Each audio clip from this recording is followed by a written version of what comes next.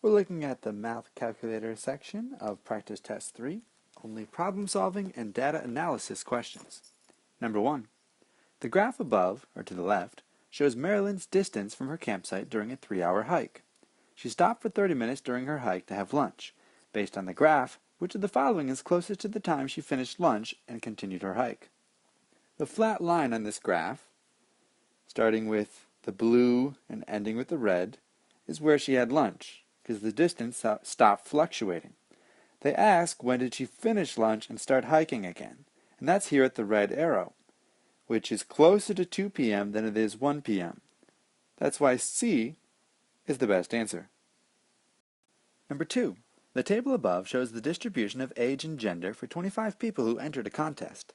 If the contest winner will be selected at random, what is the probability that the winner will either be a female under age 40 or a male age 40 or older?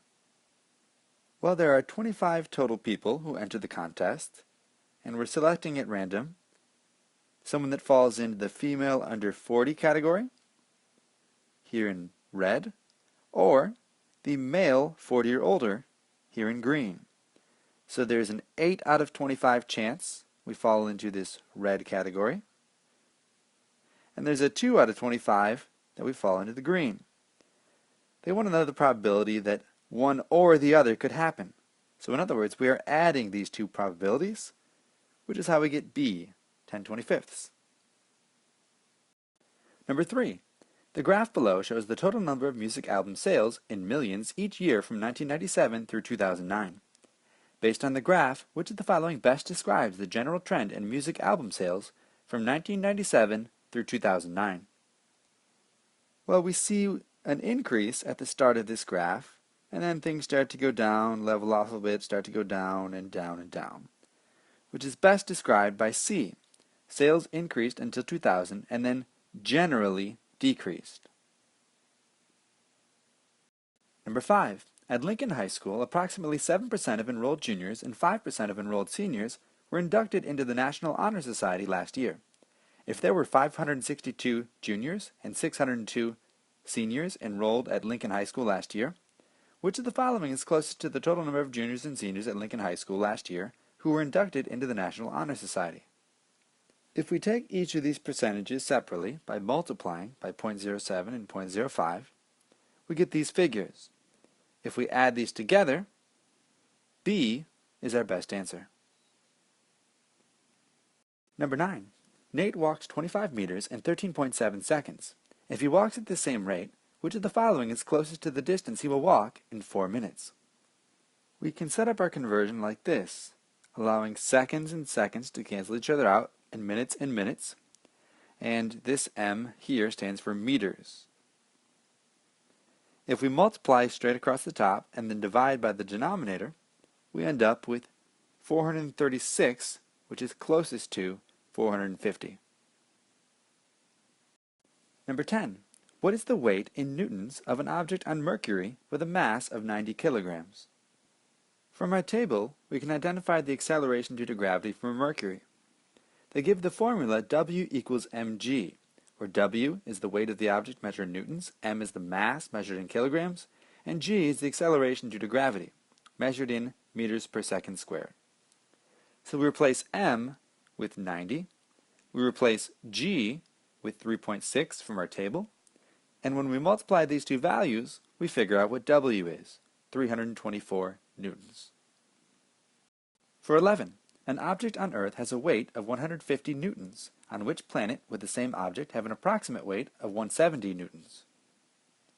So we can use the table for Earth, that the acceleration due to gravity is 9.8, and set up our equation 150, plugging in for W, is equal to 9.8, plugging in for G, multiplied by M. And some division reveals that the mass is 15.3 kilograms. Which brings us to the second part of the problem. We see that the Newton weight, 170, is equal to the mass, 15.3, multiplied by the acceleration due to gravity. So if we divide both sides by 15.3, we get 11.1. And if we look at our table, we see that Saturn has a value of 11.1. That's why B is the best answer. 15.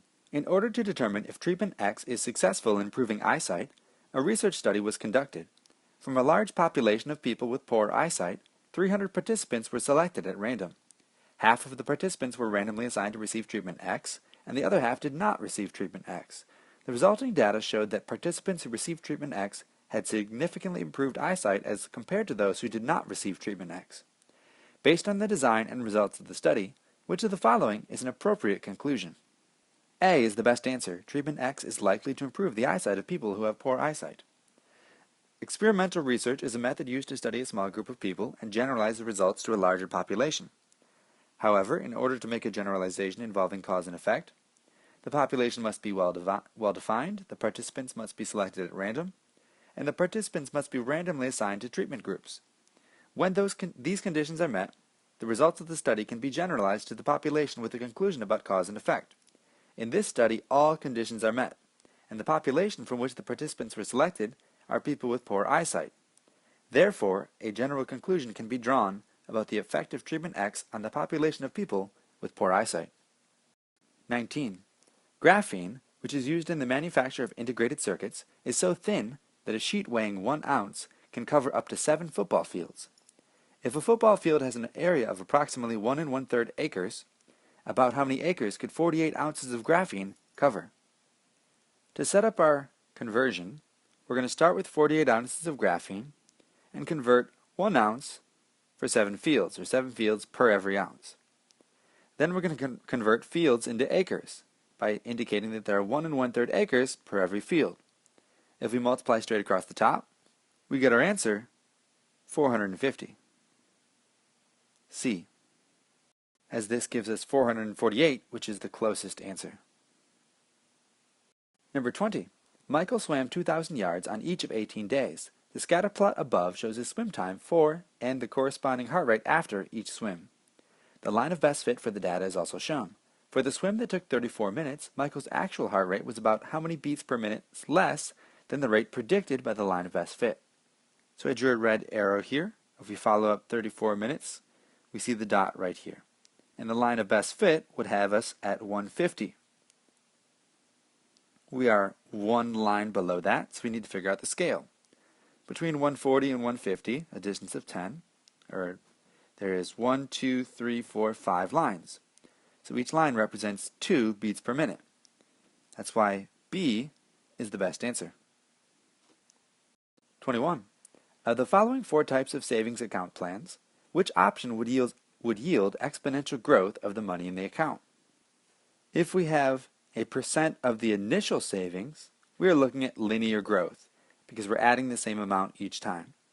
Same thing for B, a percent of the initial savings and $100. We're still looking at linear growth because we're adding a set amount each time. Same thing with D, we're adding $100 each time. C is the only one that draws its percent from the current value, which means we're going to be increasing by more and more each year. 27. A rectangle was altered by increasing its length by 10% and decreasing its width by p%. If these alterations decrease the area of the rectangle by 12%, what is the value of p? Starting with the formula, length times width is equal to area, we can build our new equation. We know that the length was increased, so it should be above 1, and in fact it was increased by 10%. So if we take 100 plus 10, we get 110. Move the decimal place over, 1.1 times the length. And we multiply this by the new width. The width was decreased, but we don't know how much by. We know that it's p%, so we can take 1 minus p over 100 and multiply that by w. And the new area is 12% less than what the old one was, so we can change that to 0.88, which is 12 less than 100. Since I am multiplying 4 values here, 1.1 L, 1 minus p over 100 and w, I can change the order. I can group L and W here at the end. And since LW is equal to A, I can substitute these values in. And then I have 1.1 times the quantity 1 minus p over 100 times A is equal to 0.88 times A. And I can divide A out of both sides. Next I might divide out 1.1 from both sides. This gives me that 1 minus p over 100 is equal to 0.8. And if I do some subtraction and move this term over there and the 0.8 over there, I end up with 0.2 is equal to p over 100. And then I might multiply both terms, or both sides, by 100 to cancel this out. And if I take 100 times 0.2, I move the decimal place over twice, and my final answer is 20. C. Number 29. The incomplete table to the left summarizes the number of left-handed students and right-handed students by gender for the 8th grade students at Keisel Middle School. There are 5 times as many right-handed female students as there are left-handed students, female students, and there are 9 times as many right-handed male students as there are left-handed male students. If there's a total of 18 left-handed students and 122 right-handed students in the school, which of the following is closest to the probability that a right-handed student selected at random is female? We're going to set up a system of equations where we use x plus y is equal to 18 for left-handedness. They tell us there are 5 times as many right-handed female students, so instead of x, we'll use 5x for our right-handed equation. They tell us there are 9 times as many right-handed male students, so we'll use 9y for our right-handed equation. There's a variety of methods for solving this equation. Let's say that I multiply the top by 5, 5, and 5. Now if I subtract straight down, my x coefficients will be canceled out. And I have 5 minus 5 is 0, 5 minus 9y is a negative 4y, and 90 minus 122 is equal to a negative 32, which I divide by negative 4 on both sides, and I get y is equal to 8, which I can use to fill in the left-handed males, 8, and the right-handed males was 9 times that, so 72. And for a total of 18, if 8 of them were male, then the other 10 had to be female. And similarly, for 122 right-handed, if 72 were male, the other 50 had to be female. They're wondering, what is the probability that a right-handed student selected at random is female? So we're looking at 50 out of the possible 122, which if you divide, you get 0.41. Number 32. The table to the left shows or lists the ages of the first 12 United States presidents when they began their terms in office. According to the table, what was the mean age in years of these presidents at the beginning of their term? To find the mean, you add up all of the ages, and if you do so correctly, you'll end up with 703, and we divide by the number of presidents, which here is 12. And 703 divided by 12 has a decimal equivalent of 58.6, as they tell you to round your answer to the nearest tenth. 35. An online store receives customer satisfaction ratings between 0 and 100 inclusive. In the first 10 ratings the store received, the average of the ratings was 75. What is the least value the store can receive for the 11th rating and still be able to have an average of at least 85 for the first 20 ratings? Well, I can start from a number of different places, but if I know there's going to be 20 ratings, I'm going to average at least 85, so 20 times 85, my total score will be at least 1700. I've already locked in my first 10 with scores of 75, so that adds up to 750 after the multiplication. And I know the last 9 scores could be perfect. That would give me the least value, so I'm going to choose 100 for those, and that gives me 900. And now I have 900 plus 750 plus x is equal to 1700. So if I combine like terms, and then I subtract from both sides, I get x is equal to 50. 37. Little's law can be applied to any part of the store, such as a particular department or the checkout lines. The store owner determines that, during business hours, approximately 84 shoppers per hour make a purchase, and each of these shoppers spend an average of 5 minutes in the checkout line. At any time during business hours, about how many shoppers on average are waiting in the checkout line to make a purchase at the Good Deals store?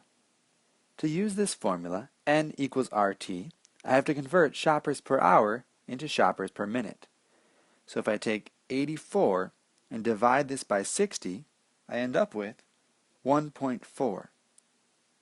So I can plug in 5, my average of 5 minutes, and 1.4, the shoppers per minute, and if I multiply these two, I get 7.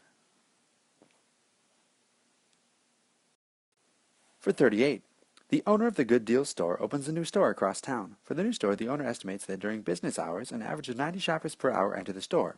So if we convert 90 per hour into 60 minutes per hour, we get 1.5 shoppers per minute. And each of them stays an average of 12 minutes. So for our formula, N equals RT, 12 minutes, 1.5 shoppers per minute. And this gives us an N value of 18. They want to know how this compares to the average number of shoppers in the original store, which if you go back, the store owner uses Little's Law to estimate there are 45 shoppers in the store at any time. So we're comparing 45 and 18. To figure out the percent difference, we take 45 minus 18, all divided by 45, and to convert this to a percent, we multiply by 100. So this means that there is 60% less than the average number of shoppers in the original store in the new store.